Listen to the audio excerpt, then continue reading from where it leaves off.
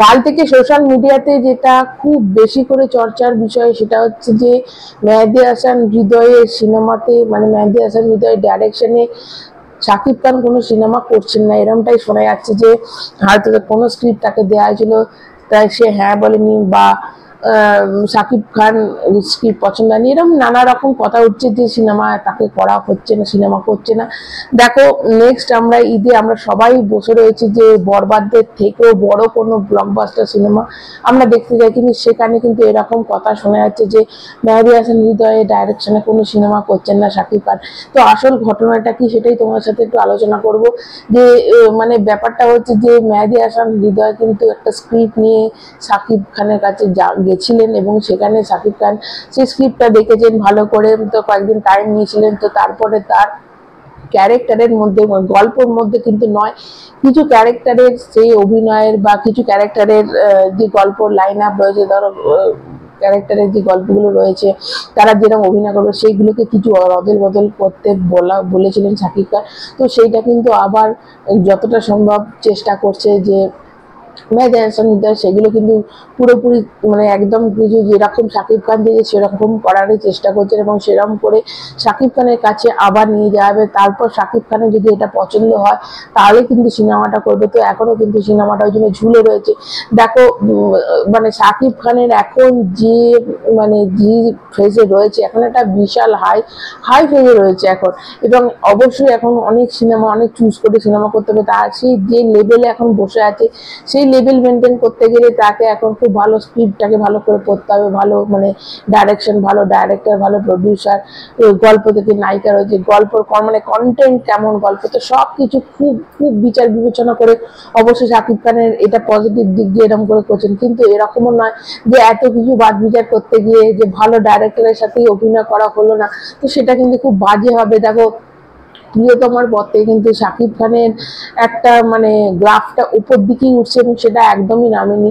এবং সব ডাইরেক্টরই চাইবে, দেখো শাকিব খান যদি একটা বাজে ডাইরেক্টরের সাথে সিনেমা করে, সেটা মানে ইন্ডাস্ট্রির পক্ষেও বাজে, শাকিব খানের পক্ষেও বাজে, কেন তার যে গ্রাফটা এখন উঠে রয়েছে সেটা একদম নিচের দিকে নেমে যায়, সেটা কখনই কাম্য নয়। আবার দেখো, কোনো ডাইরেক্টর যদি শাকিব খানকে নিয়ে মানে সিনেমা করে, সেই সিনেমা যতটা মানুষ দেখবে, মেহেদী হাসান হৃদয় যদি অন্য কাউকে নিয়ে করে সেই মানুষটি ততটা মানে অত করে দেখতে যাবে সেটা কিন্তু নয়। তো ভালো ডাইরেক্টর সবসময় ভালো অ্যাক্টারকে চায়, আবার ভালো অ্যাক্টার ভালো ডাইরেক্টরকেও চায়। তো এখানে রিয়েল এনার্জি যে প্রোডাকশন হাউস, তারাও কিন্তু চাইছে যে কয়েকদিনের মধ্যে এই জিনিসটা সলভ হয়ে যাক। তারা কিন্তু মানে প্রথমে এটা 12-13 কোটি টাকা, মানে ধরো বড় বাজেট থেকে ডবল মানে 12-13 কোটি টাকা কিন্তু তারা ইনভেস্ট করতে চাইছে, এবং সেটা কিন্তু যখন সিনেমাটা হতে হতে আরো বাড়বে, গোটা মানে 18-19 কোটি ধরে নাও বা 20 কোটি ধরে নাও, সিনেমাটার বাজেট কিন্তু অত চলে যেতে পারে। তোমরা জানো যে মেহেদী হাসান হৃদয় বেশিরভাগই বাইরে শুট করে, আমাদের ইন্ডিয়াতে শুট করে, এবং বাইরে দুবাই টুবাই সব জায়গাতে কিন্তু শুট করে। এরকম নয় যে শুধুমাত্র ঢাকার মধ্যে থেকেই বা বাংলাদেশে থেকেই তারা একটা সিনেমা বানিয়ে দেয়, তা কিন্তু হয় না। আগের যে সিনেমাটা বরবাদে, ধরো আমাদের কলকাতায় প্রচুর এডিটিং এর কাজ হয়েছে, মানে পোস্ট প্রোডাকশনের কাজ প্রচুর হয়েছে, গ্রাফিক্সের কাজ বলো, কালার গ্রেডিং এর বলো, ভিজুয়ালাইজেশন বলো, মানে যেগুলো মানে পোস্ট প্রোডাকশনের কাজটা প্রচুর, কিন্তু তখন অনেকবার তাকে ইন্ডিয়াতে আসছে, এবং রিয়েল এনার্জি প্রোডাকশন হাউসের কর্ণধারও কিন্তু এখানে ইন্ডিয়াতে এসে তারা কিন্তু একসাথে প্রচুর অনেক দিন ধরে মানে প্রচন্ড মেহনত করে তারা কিন্তু একটা সিনেমা দান করেছে।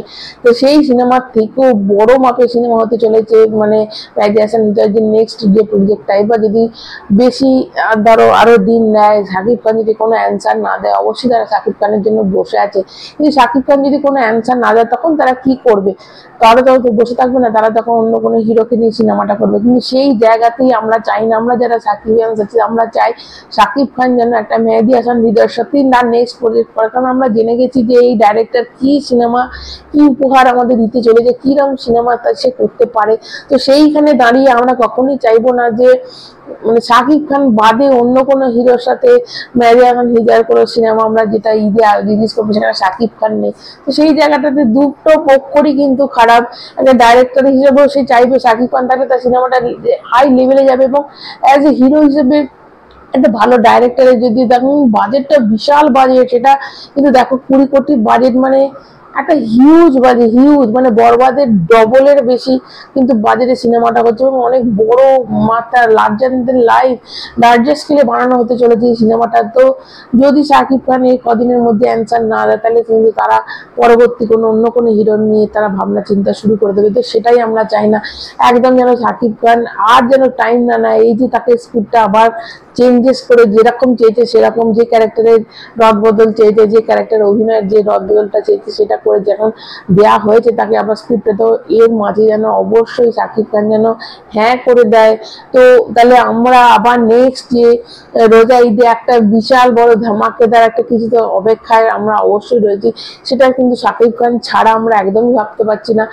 আবার শাকিব খানও জানি না যে এরকম ডাইরেক্টরকে ছেড়ে দেওয়ার এতটা রিস্ক কি নেবে, তো সেটা একটা সময় অপেক্ষায় অবশ্যই সেই দিকে চোখ থাকবে। তবে চাইবো যেন শাকিব খান এই আজকের মধ্যেই যেন আজকালের মধ্যেই হ্যাঁ করে দেয়, যাতে রিয়েল এনজি মানে প্রোডাকশন হাউসকে তারা নতুন কোনো হিরোকে না খুঁজতে হয়। তো তোমাদের কি মত অবশ্যই কমেন্টের মাধ্যমে জানাবে, তোমরা কি চাও যে মেহেদী হাসান হৃদয় শাকিব খান একসাথে জুটি মেরে কোনো সিনেমা করুক?